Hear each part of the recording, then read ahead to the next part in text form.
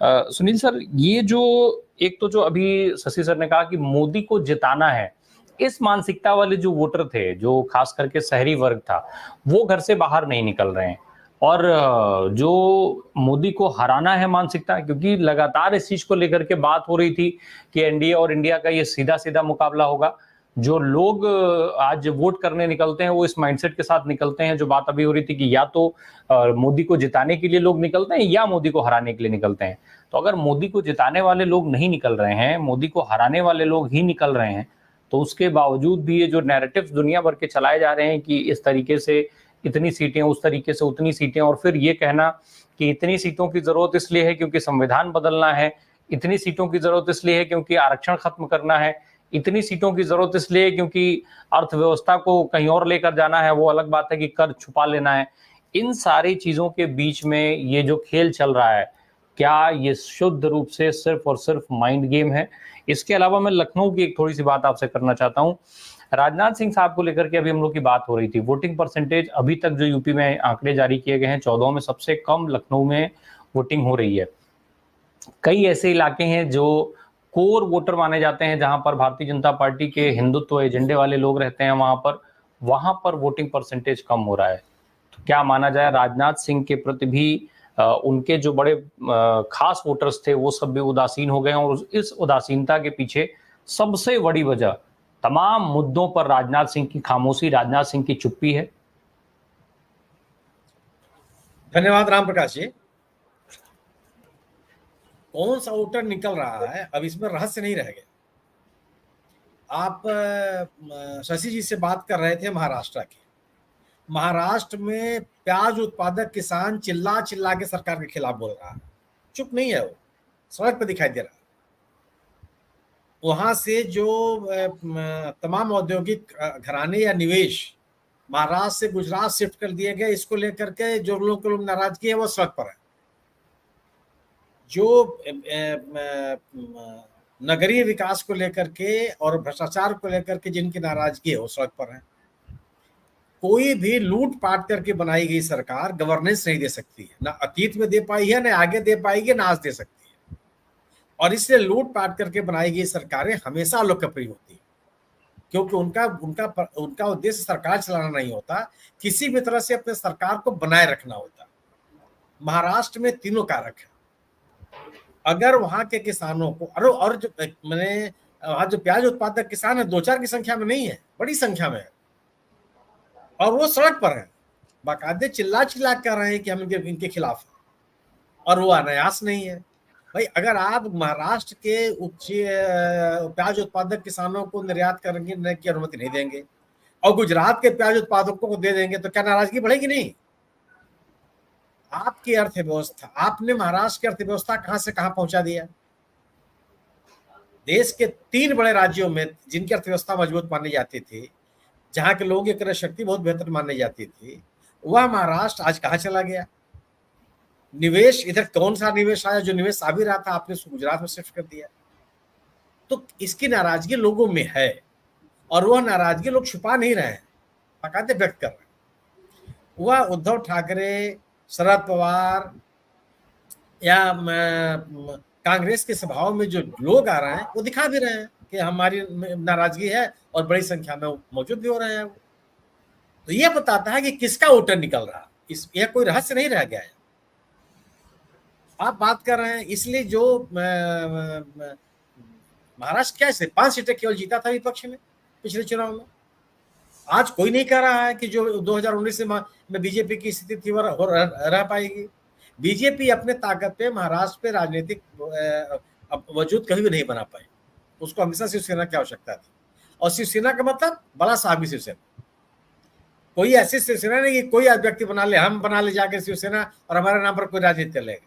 बाला साहब ठाकरे ने जो संगठन तैयार किया, जो मतदाता तैयार किया, जो समर्थक तैयार किया है, वो शिवसेना, और वो शिवसेना आज के आपके पास है नहीं।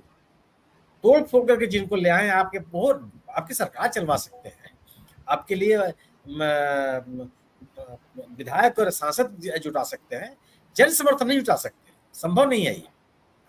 आप बात कर रहे हैं लखनऊ की। लखनऊ में आखिर किस समाजवादी पार्टी के ने एक मजबूत उम्मीदवार उतारा और भारतीय जनता पार्टी के उम्मीदवार किस बिना, अरे मतदाता किस बिना पर निकले? क्या उनके पास तर्क है निकलने के लिए?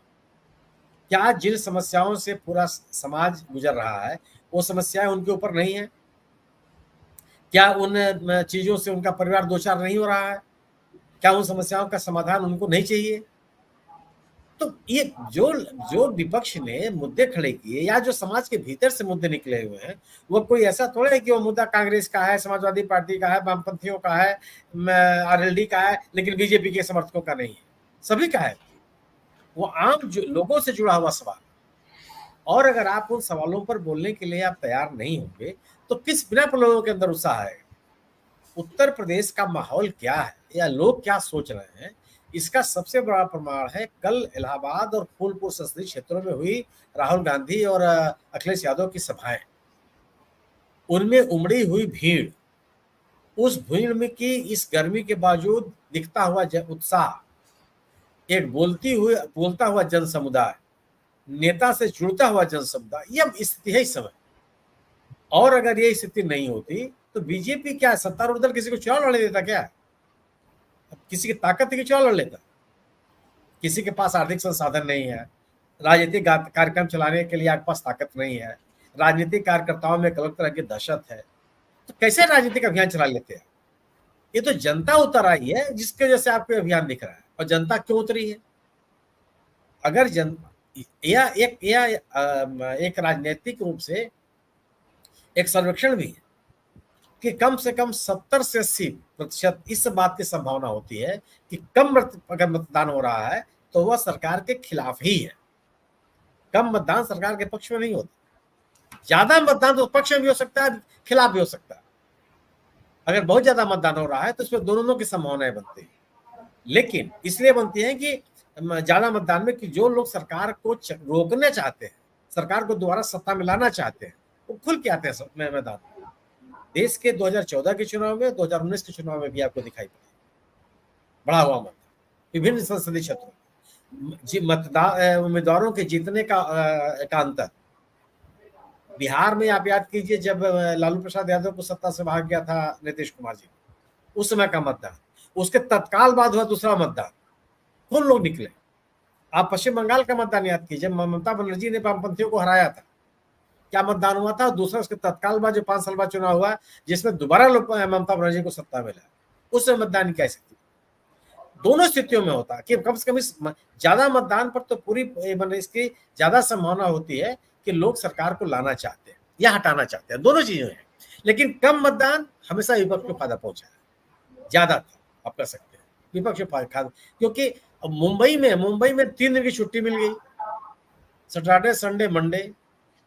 कौन मुंबई का आदमी बैठ करके विले पार्ले वाला वहां वोट देने के लिए घूम रहा है? महानगरों के लोग कहाँ वोट देने के लिए रुकते हैं?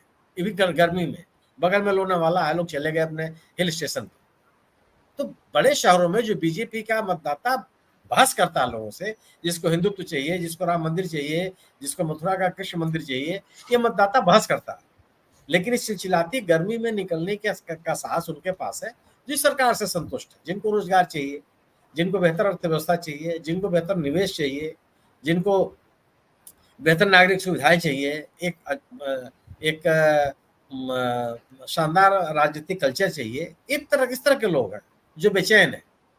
मेरा अपना मानना ये कि जनता के द्वारा लड़ा जा रहा ये चुनाव है, उन लोगों की इसमें भागीदारी है जो इस सरकार को बदलना चाहते हैं। अन्यथा ये चुनाव इतना शांत नहीं होता, क्योंकि मेरा अपना मानना है, जिस तरह मैंने चुनाव देखा है, भारतीय जनता पार्टी का मतदाता या समर्थक जब सड़क पर होता है तो वह ये बुलंद आवाज के साथ होता है, वो बोलता हुआ चुनाव होता है, वो दिखता है कि चुनाव कहाँ जा रहा है और मतदाता कहाँ जा रहा है।